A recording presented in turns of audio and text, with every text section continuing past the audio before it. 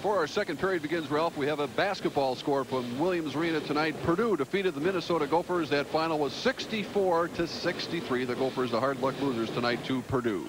Okay, right now we're going to toss it back up to the booth for period number 2. And I have to ask Louis a question here first of all.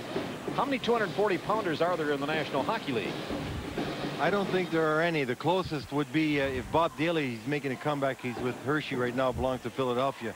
He's about 235. I believe Richter at his heavy's got the 225, and I don't know of any. And right now, I know that there's very likely going to be one. I tell you, Lou, he's a lot quicker than you would think, too, isn't he? Well, he's a lot like a 747. You don't know how fast he's moving. They're so big they go out there. You can't tell. Well, I tell you what, it's 2-1 right now. And what adjustments would you expect Hibbing to be making here? Well, I don't think they have to make any adjustments, except they've got to try and cover Palava better. They've had some opportunities themselves. They've been hitting. They're moving the puck. They've got to get the puck out smoother than they have. That's been their biggest fault. The board play in their zone was by far and away going towards favoring Bemidji. Bemidji was coming up with the puck a lot more than Hibbing was in Hibbing's zone. And because of it, that's where the opportunities were created. But that in part is due to the size of Bemidji. Not only Palava. If you saw earlier on the power play, Scott Eichstedt, Gary Matthews, both out there in the power play, controlling opposite sides of the rink when the puck was coming around. And Hibbing's got to make sure that when they get the puck, they've got to get it out, especially when they're killing the penalty, and they've got to come up with the puck more often along the boards. Well, you speak of Bemidji. Sauer was in the tournament last year. Meyer, Palava, Smith, along with Lynn, Johnson, Yetter, Baker, Fossen, Roberts, and Peters was here as well. And Chakowski, the other goalie, was here. Some of the names that are gone from last year's team: Scott Johnson along with Jeff Nevitt. Joe Palava, he was the brother, of course, and Darren McDonald, Bob Smith, Scott Osmondson, and Jason Golden were part of the Bemidji team that was here last year. What surprised me a lot about Palava was his endurance. He played a great deal of that first period. The 15 minutes, as we were saying earlier, he and Steve Terrell, who's from Hibbing, were on the ice more so than any other player of any period of the tournament thus far. Peters and Monticelli remain in goal, and we're underway here in the second period with a 2-1 score, and it's set up by Hibbing back as they try to work it around the boards now in this 2-1 game. This is the last quarterfinal game of the night, and Hibbing is down by a goal, but they set it up now, and they control to the blue line and play back down to the Bemidji zone, and covering up there, and the save is made by Peters. Well, John Schwartz was going towards the net. He got bumped off the play by Fossen right there, and he ended up right over top of Peters. Peters holding that puck.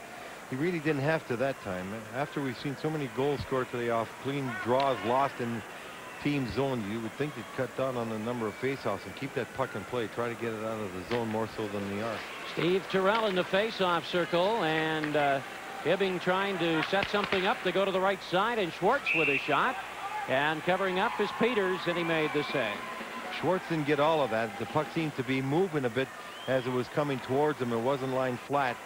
Consequently, it fluttered in towards Peters. Here's a goal scored per game, and outside of Hill Murray that we knew coming in was dominant in the goal scoring department, Bemidji and Hibbing are quite close, and that's the way the game is right now.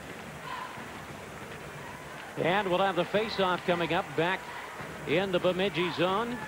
Hibbing's one goal of the night was scored by Schwartz, and the draw comes to O'Brien. O'Brien tried to hold the zone. It's taken away. Smith moving it up by Smith, moving in with a backhander, and it went wide. And it's picked up back of the cage now. Hardy with it. Hardy trying to bring it out. Smith trying to hold it in. And the puck is loose to the point. And Yetter takes a shot, and that's blocked in traffic. Eichstad tried to pick it up, and back the other way comes Girardi. Here's Girardi, a senior, with a 7-game scoring streak. Played it in over the line.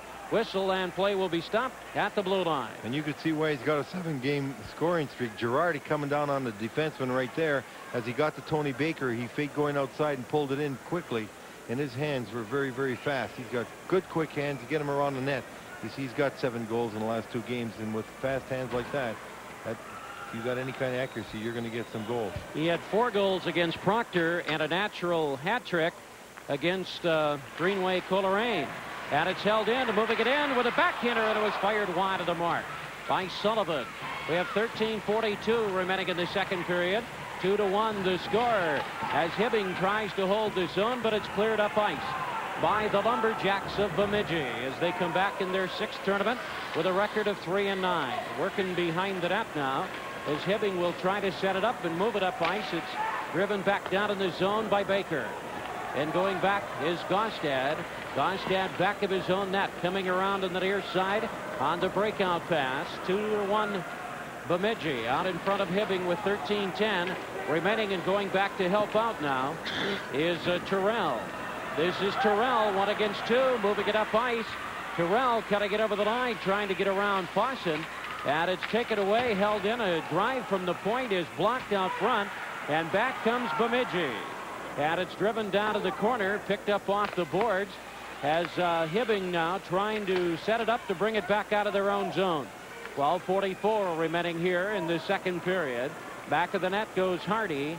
Hardy is tied up, trying to get some help there. Moved to the left side of the net, and the play continues, moving it up ice now. Coming around is Fossen. There's a drive by Fossen, and it's steered away. And Hibbing now trying to move the puck up ice. We're down to 12:21 remaining. Hit over the line, and with it is Terrell. Terrell with the puck, and he's bumped along the boards. And here's a potential break as Palava strides up the left side. Palava goes back in behind the net to try and pick it up. And now Hibbing will regroup. Playing it ahead on the pass on the near side. It's flipped down to the corner and going back over to try and set it up now to bring it out of the zone here. Puck is loose down to the corner on the far side, and we've got a penalty called with 11:50 remaining in the period.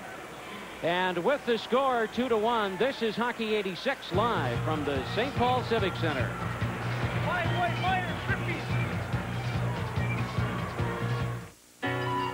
Some people have always known where they were going. They take on more than anyone else.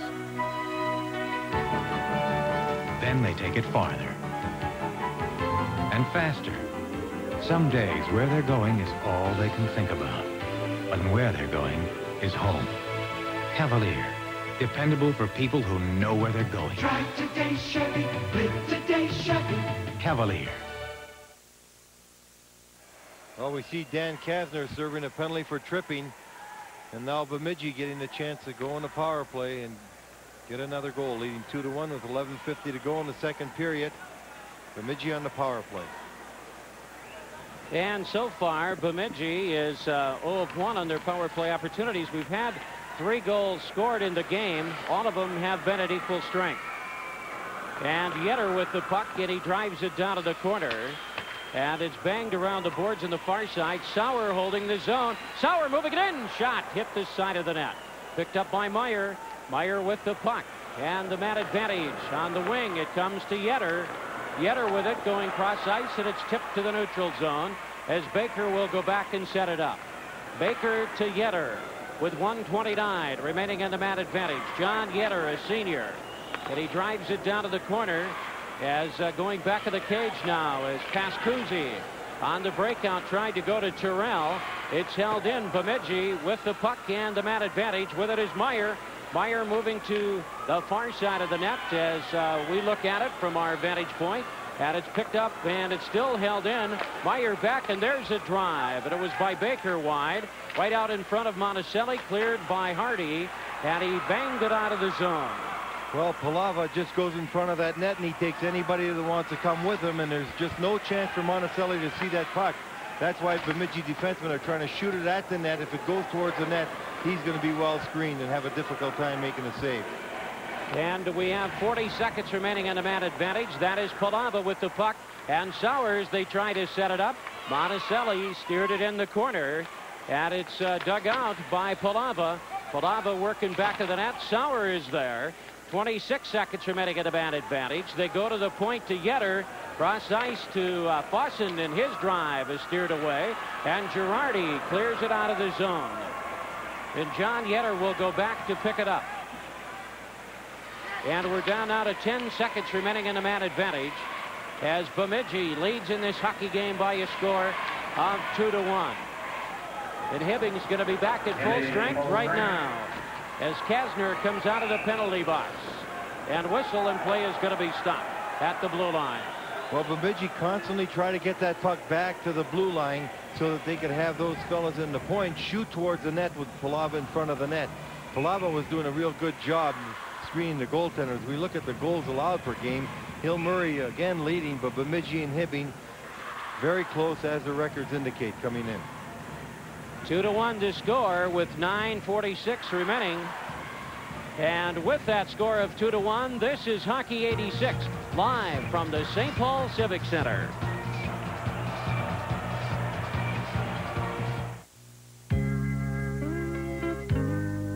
When a man loves a pizza, can't keep his mind on nothing else. He'd trade the world for the good thing he's found. When a man loves a pizza, got to be a Tony's, 'cause he knows. Tony's, the pizza to fall in love with. 9 minutes 46 seconds remaining in the second period.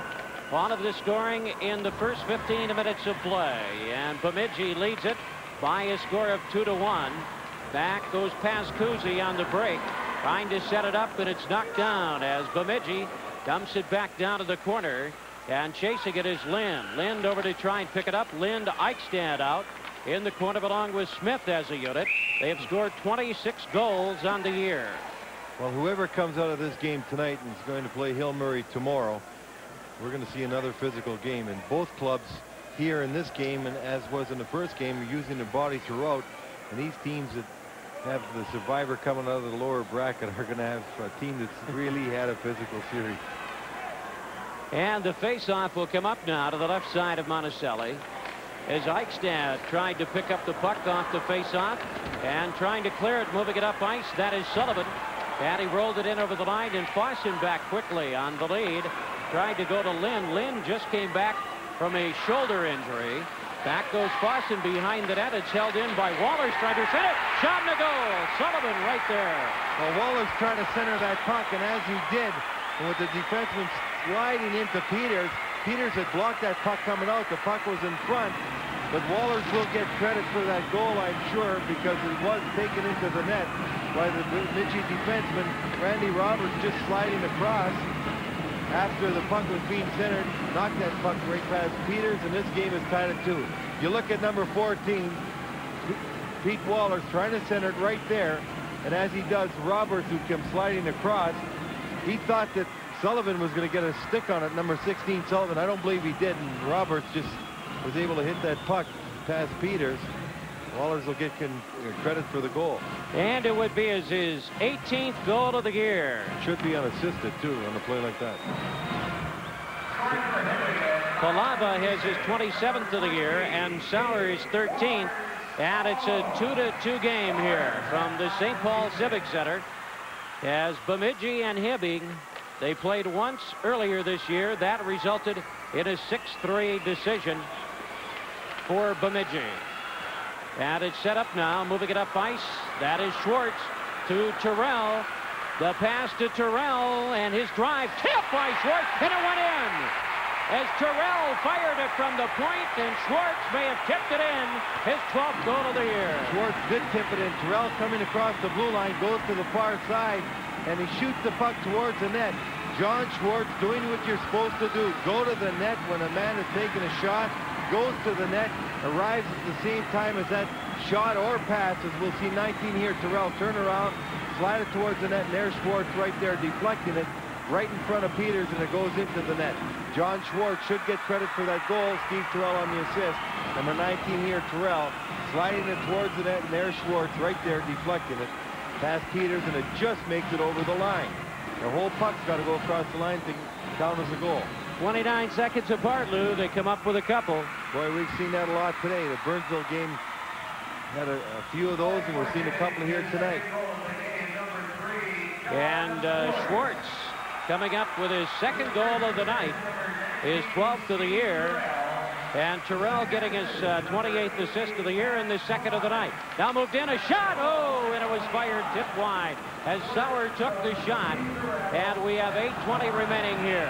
And whistle and play is going to be stopped for advancement of the puck. There is a break in the action. We'll be right back with the Minnesota State High School Hockey Tournament.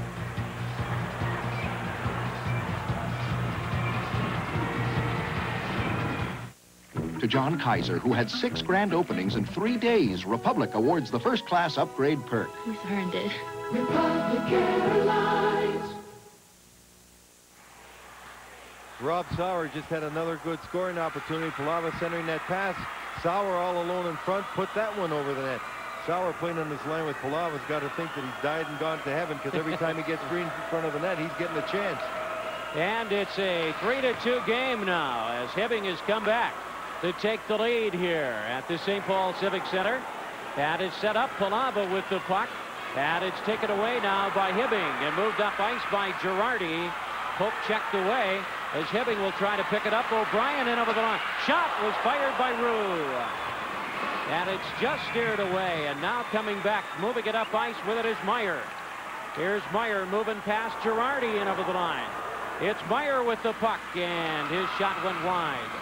And the puck loose now. Back of the net, picked up as Hibbing will look to move it up ice as they are down. Stavenis with the puck.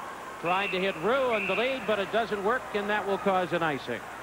Even though we've had a great deal of physical contact in this game, we've had a number of scoring opportunities by both clubs. They're playing quite loose in the zone. They're each going for scoring opportunities. They're not picking up their checks as well as they should. Coming back, they've got so many men in deep. They're getting caught in outman situations, 2-on-1, 3-on-2s. Consequently, the goaltenders have got to be sharp. Well, we're going to get more goals in rapid fire here. And it's set up now by Roberts on the far side, coming over to try and help out in a 3-2 game. Hibbing back in their own zone as they work it up ice on the lead. Sullivan trying to catch up with it, and it's picked up now going back to the net as Bemidji will try to work it out of their own zone. Smith with it to center ice. That's broken up by Gaustad on the wing. He goes to Sullivan, played in over the line. And we're down to 7 minutes remaining in the second period. Hibbing is leading in this game 3-2. With it is Wallers. Nice pass and a shot, and covering up is Peters in front of the net. Well, now Hibbing stealing that puck, having that puck turned over, and a fine pass there by Wallers as he slid that puck across to Sullivan. And goaltender Steve Peters, as he looks a little exhausted right now, getting a few opportunities to make saves all alone. You see the pass across, and there's Peters standing his ground, making sure he makes a save, covering up on a rebound. Hibbing getting a fine opportunity there to increase their lead. And again, great support from the Minnesota hockey fan. 17,759 here tonight. 35,392 for the day. And the faceoff coming up back to the right of Peters as he looks out. It's a 3-2 game with Hibbing out in front here. Both teams at equal strength in the second period. As the puck is loose along the boards, and it's played back up ice now as Bemidji has the puck coming up ice. Roberts chasing it. Roberts with it, tried to go to the centering slot area, but it was cleared by Schwartz on the far boards. And it's loose at the point, held in by Roberts, and he took a shot, and Monticelli made the save. Well, Rob Aiken fighting the checkoff there, allowing the defenseman Roberts to get that puck back on the blue line, take a shot, but Monticelli wasn't going to take any chances. We look at Brian Grand. He scored 4 goals in the tournament. He played on a state championship winner, and there's only been 2 other coaches, one of the Michaela that's played and coached a championship winner, and he'd like to be the 3rd.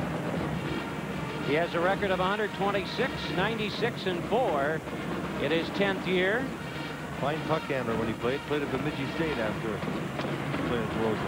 And it's moved up ice now. Hibbing with the lead. They play it in the neutral zone, take it away, and then broken up again by Hardy.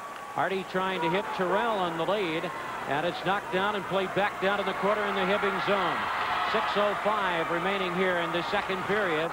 3-2 the score. Hibbing with a couple of goals in this period. One by Wallers, and the second of the night by Schwartz, as Bemidji tries to hold the zone. Played back, and it goes up over the glass and out of play. There's a break in the action, and we'll be right back with the Minnesota State High School Hockey Tournament. Have breakfast in the real world. All the morning news, weather, and sports from CBS and CCO Radio, one of America's favorite radio stations. Well, now we see a sort of a line matchup change. This period, Steve Terrell's not been out against Palava nearly as much. He's just out there against any line that's up, and this time it's Roux's line. That was Gonstad firing a shot, and it's picked up by Palava, trying to bring it out. O'Brien with the puck in a shot as he passed it off, went high. And we're down to 5:34 remaining in the second period. Hibbing trying to hold the zone, trying to catch up with it as Roux, but Bemidji goes up to Meyer in front of the bench area to pick it up. And Meyer and Sauer try to work it in the zone, but whistle, and play will be stopped. And what a check Jason Meyer threw there right in front of the Bemidji bench as he was coming across full speed. As soon as the defenseman Cal Huseman touched the puck, he just laid him out right in front of that bench. A lot of bodies still being knocked down out there by both clubs. Hibbing is in its ninth trip to the tournament, and George Perpich coached him to 5 tournaments, coached 20 years up in Hibbing. Did a lot for that program over the years, didn't he, Lou? He certainly did. A fine man. That's Sauer with a drive, and it's knocked down by Monticelli, and the puck comes loose as Hibbing tries to bring it out of the zone. In the corner now, Palava digging it out, centered it, but the pass comes all the way back to the blue line. Whistle, and play is going to be stopped on the offside call. Coach Bill Olson, what he's got to do now, Palava staying out there so long, Olson is just shortchanging all his lines. Right away, he had John Roux out against him. He left him out for half a shift. Then he comes back out with Doug Terrell's line. He's not concerned, the teams, with who's against him, just so long as somebody's fresh. And he's making sure that they're getting out there and staying fresh so that they got a little more stamina to cope with Big George Palava. And it's played back in the Hibbing zone as Gonstad goes back to pick it up. Comes to Stavnes on the pass. Rink wide. They move it up ice now as Terrell looking for the pass coming in over the line. Went behind him as Schwartz down in the corner tried to pick it up. Here's Schwartz moving it now off, and it's held in. Terrell with the puck in the corner. Fawcett and Terrell bump one another. It comes loose, and it's cleared by Roberts. Roberts with it, leading to Eichstad. Eichstad lost it at center ice, and a heavy hit thrown there. And we're down to 4:18 remaining in the second period. It's 3-2 Hibbing. Hit over the line. This is Smith. Lost control of the puck. Comes back to center ice. And trying to pick it up was O'Brien. It's taken away there. Played to the Hibbing blue line. Gonstad quickly ahead on the pass. In over the line. Girardi with a shot, and it was tipped over the top. Banged around the boards. Trying to go on the wing to Lynn. Trying to bring it out. It's held in at the point, and the shot was taken. Whistle and play will be stopped. There's a break in the action, and we'll be right back with the Minnesota State High School Hockey Tournament.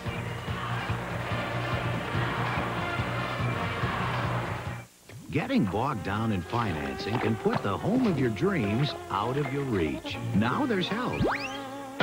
Realty World and TCF. Face-off coming up back in the Bemidji zone in a 3-2 game. Plenty of time here for Bemidji to come back, but Hibbing continuing to put on pressure and getting some fine chances.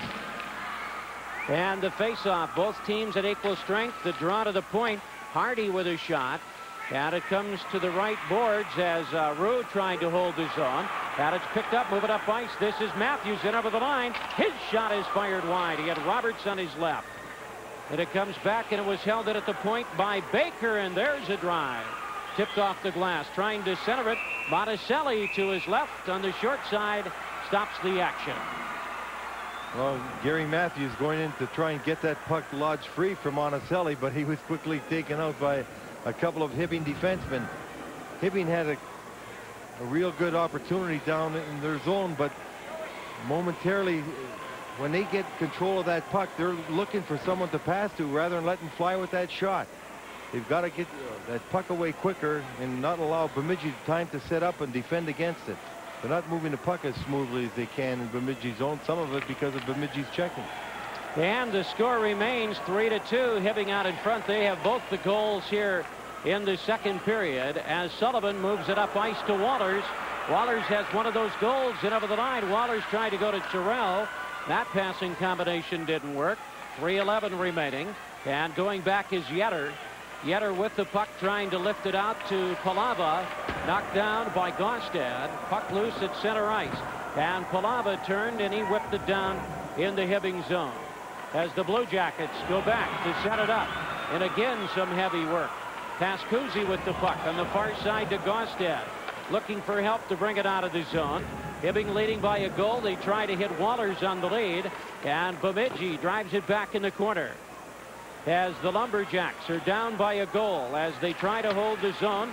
Palava is there with Sauer, but he was forced away from the play. Angled off the boards as they try to hit Wallers on the lead.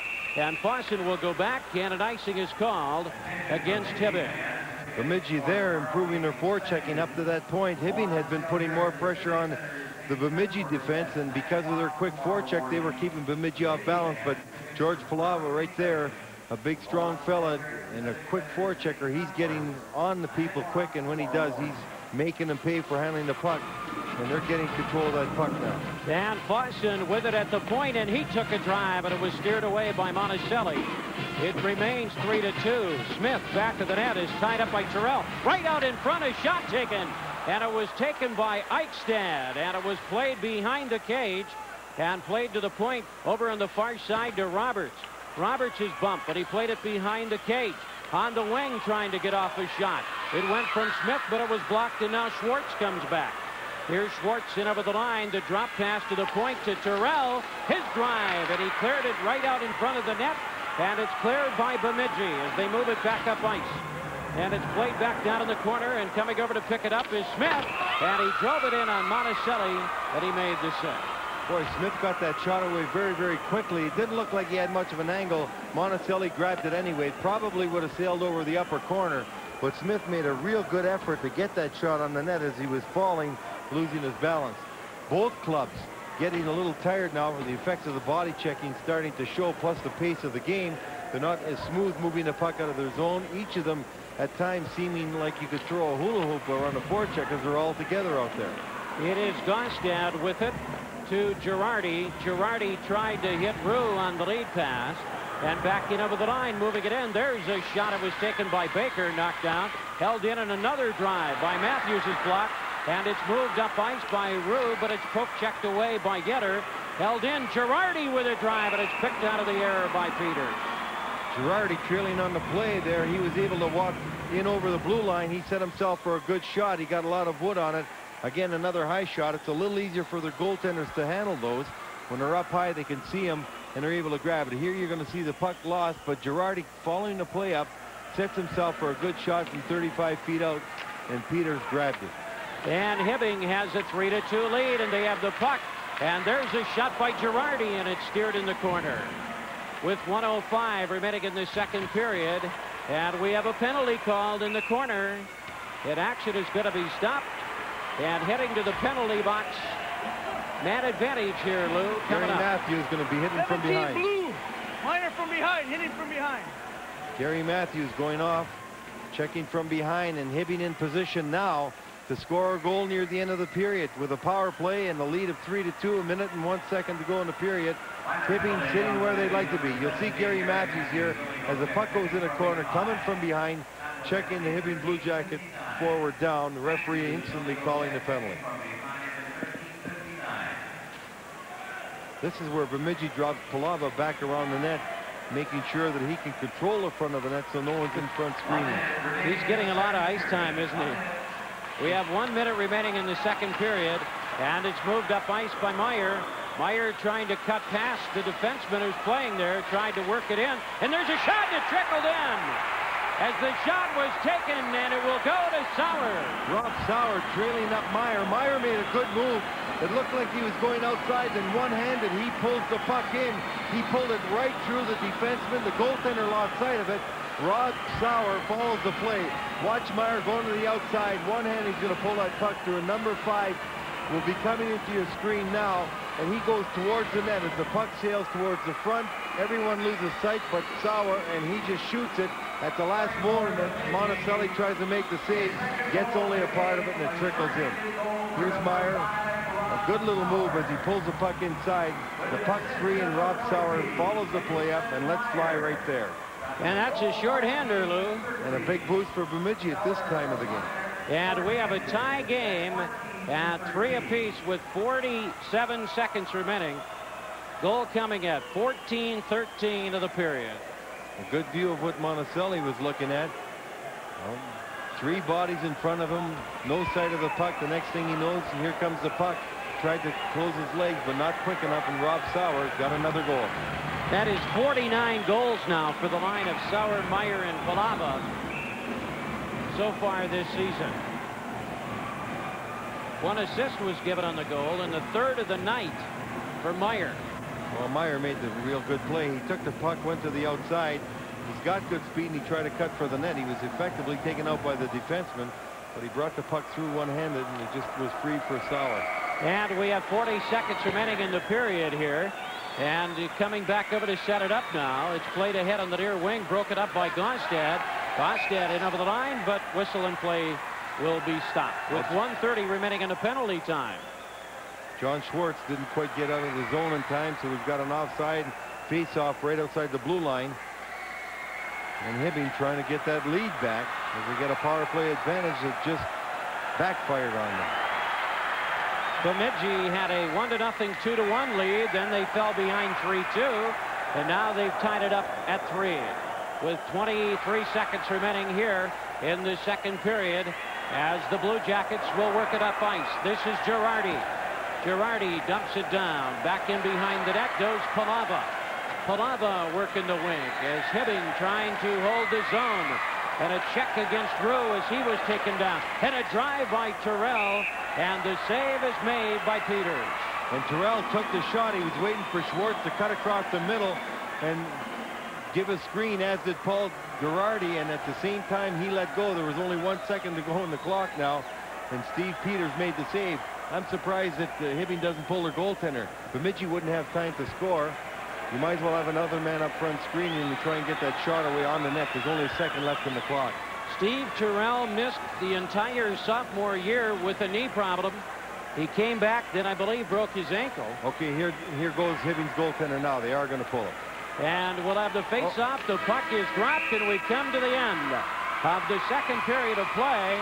And we've got a great one going here between the Blue Jackets and the Lumberjacks. And I don't think, Lou, anybody expected anything any different than the 3-3 tie that we've got going right now. Well, I think the 3-3 tie is fitting for the way the game's been played. Each club's had good opportunities. They've both been bodying each other very effectively. The goaltenders have had to come up with some good saves. Each club now in a position to win the game, and that's the way it's been all game long. Very even hockey game. And we hope you're enjoying it. Let's go down to Sports Control. I'll tell you, Ralph, we've seen more hitting in this game than we did in a lot of Viking games we saw this last fall. They are smacking each other. The overtimes are supposed to be saved for the 3rd game. But, of course, it's only after 2 periods. 3-3, but it is dead even at this point. Well, Hibbing, really a trademark of the Hibbing teams over the years, even under George Perpich, of course, to their current coach, Bill Olson, has been their aggressive play no matter what their size. And we saw the Blue Jackets come on and play that way early in the second period when they trailed 2-1. They actually took over play, but that shorthanded goal has certainly given Bemidji a lot of momentum going into the 3rd and maybe final period. You know, you wonder how long that George Palava line can stay out there, how many minutes of the game they can play, because there was a point in that second period where the Palava line did look a little bit weary, and now they still have a period to go. Tony Parker's back down on the ice, Mark. Let's see what he's up to. Hey, guys, you know, we've had mothers on, we've had fathers on, sisters, brothers, former teammates, and so forth. But how about having the physician in attendance when 5 of these Hibbing players were born? That's Dr. Ben Owen. Benny, you were there, right? I was there. And tell me one thing. Yes, sir. Did you ever have a chance to look at one brand new and say, this guy's a great wing? Well, I could tell I'd be a defenseman. Yeah. Over these years, how many of the hockey players at Hibbing have you had that experience with? Well, you were in attendance at birth. Oh, I've delivered about 4,000 babies, but I don't know how many hockey players. I never kept track of them. Okay, you're sort of the unofficial team physician, is that right? No, I do that work for the school. Of course, we have others that rotate through it. It's volunteer work. Okay, you've seen some of the great ones up there in the range as far as hockey players? Yes. Mention a couple of your favorites. Joe Micheletti, Pat Micheletti. Mayasich? Come to my mind, Mayasich was before my time. I'm a young fellow. How are these kids compared to how the kids used to be? These kids are every year we say we got a better group, you know. But I mean, this is an awful nice bunch of boys. Doctor, a pleasure to speak to you. Good luck to you. Thank you very much, job. Tony. Okay. Very good. All right. How about that? I love it, Tony. I'll tell you, I was up in Hibbing, as I mentioned last week, and you really do get a sense of community pride in what these hockey players mean to the city of Hibbing. And as many, believe me, as could possibly get tickets are down here rooting on the Blue Jackets tonight. I wonder when the babies are born, do they whack them with a hockey stick or put a hockey puck in their basket when they send them home? They do love their hockey in Hibbing, and this is continuing coverage of the 1986 Minnesota State High School Hockey Tournament.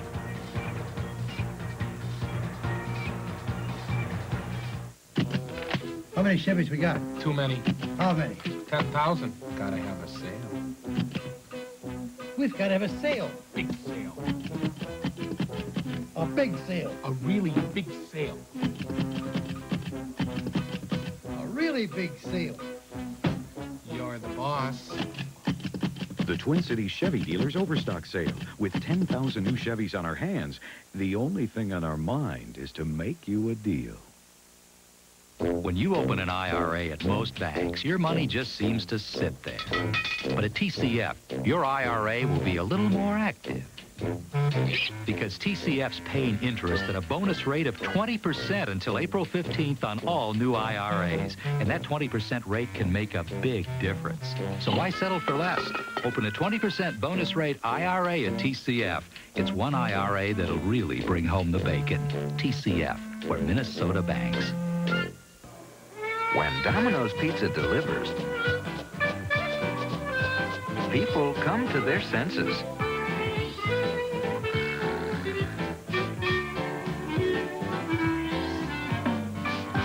A scent teaser, an office pleaser.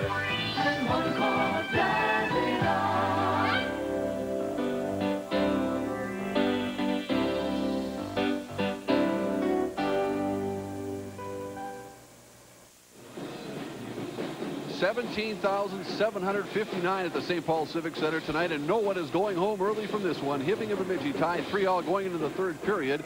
Bemidji led 2-1, and Pete Wohlers of Hibbing got credit for this goal. We've seen a lot of goals scored this way today. Actually, a Bemidji defenseman knocked it in, and that made it 2-2. Didn't take long either for Hibbing to score a pair of goals, because then just 29 seconds later, number 19 Steve Terrell skated it in, Mark, and number 3 John Schwartz knocked it in. It was Schwartz's second goal of the game, as you can see here. Look close, it barely slides across the line. It's 3-2 for the Hibbing Blue Jackets. And Hibbing was on the power play, but it was Bemidji tying it up as Rob Sauer with a determined effort here. Shorthanded goal through a maze of players. He showed good determination following through on the play. Number 5, Rob Sauer, his second of the night. And that tied it at 3-3. What a big goal for Bemidji as we going into the third period. Let's take another look at it here. Sauer, along with Palava, have been the two dominant players for Bemidji tonight. Monticelli keeping his eye on the puck, but he could not find Rob Sauer, just going through his pads. 3-3, that's where we stand right now at the end of 2 periods. Paul Girardi had that big goal-scoring spree, as you'd mentioned. You'd been up there to see him. He has been silent tonight. He had 7 goals in the last couple of games. We'll see what happens in the third period. It's tied at 3-3, Hibbing and Bemidji. This is continuing coverage of the 1986 Minnesota State High School Hockey Tournament. Until this time, until this tape, you've never seen color this bold. A breakthrough in videotape technology. Color as if you were seeing it for the first time. The new Scotch BXG video cassette. Unsurpassed color. Guaranteed for your lifetime. Now at all Target stores.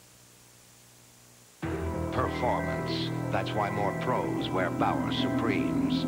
Bauer's superior fit means better performance.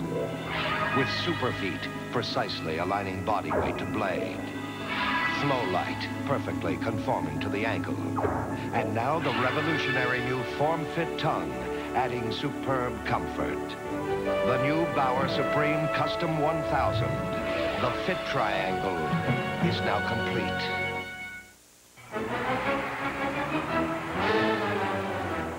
In April 1986, the Minnesota institution will become part of a celebrated American tradition. TCF is going public. TCF depositors will have the first opportunity to buy stocks. Full details will be sent by mail. You have made TCF Minnesota's largest consumer banking institution. It's only right that you should own a part of it. TCF, where Minnesota banks. Well, Hibbing High School is a source of pride in the community. Faculty and students emphasize academics, but they do have a little fun there, too. And here's Hibbing High School learning about the walks of life.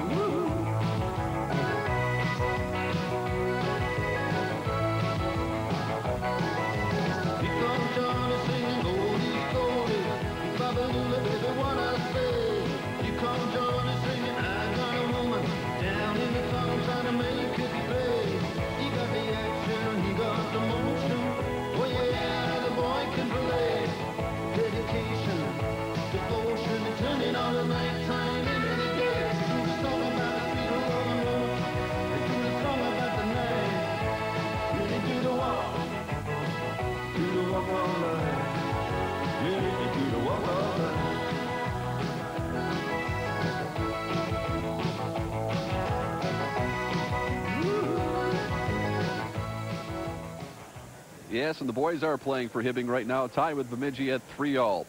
Minnesota State High School Hockey Tournament has been described as exciting, dramatic, and even inspirational. But no one has ever called this event funny.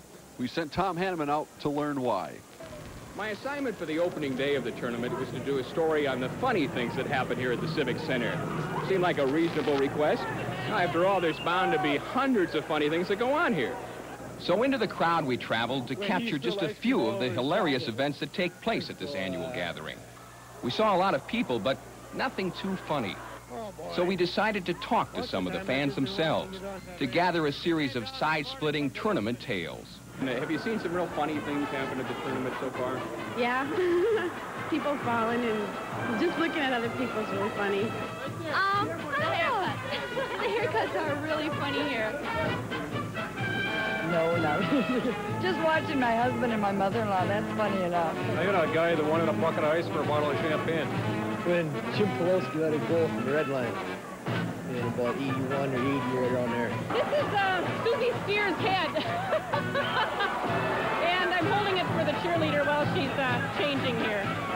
Not only did we fail in our quest for humor, but in the process we uncovered a depressing problem at the pretzel stand.